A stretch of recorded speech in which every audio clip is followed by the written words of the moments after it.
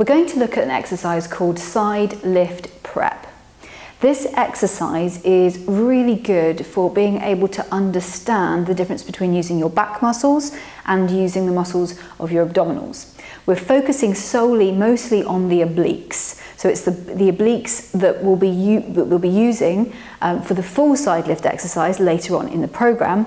But this is an exercise to create awareness and to create a connection and understanding of how that part of your body works. So we don't need any props for this, we're just going to lie down on the ground. So we're just going to lie on our side, and if you've got any shoulder injuries, you might want to put a block underneath your head and change your arm position. However, if there isn't any shoulder injuries, then we need to be able to have our arm nice and long here, out straight, so it's in line with our ear. We're looking forwards as well. We're lying on our side.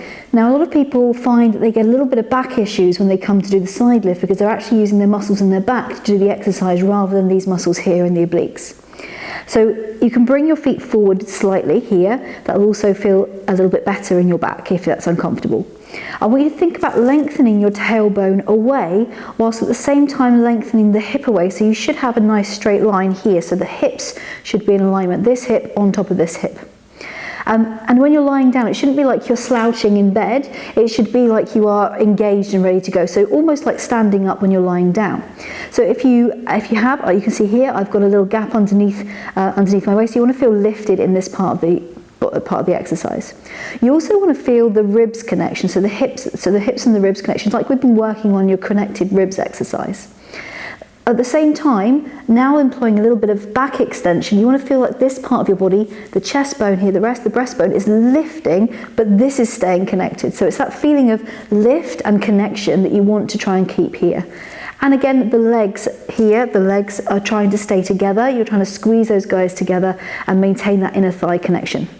You're going to place your hand in front of you, keep your shoulder nice and soft, and all you're going to focus on is this hip reaching this rib. So the front of your hip bone drawing towards your rib. So we're just going to think about just drawing the hip to the rib. So you're shortening this part of your waist. This is actually now pressing down into the ground, and then you're going to release that back to here. Now what you probably saw is my leg wanted to do something as well. So the leg movement is a consequence of this action here. So you're focusing on shortening this part of your body. So you're working here in your obliques to lift and then bring that one back. Now you can test this for yourself. You can place your hands over your body here. Again, bring the legs a bit further forwards if you need a bit more stability.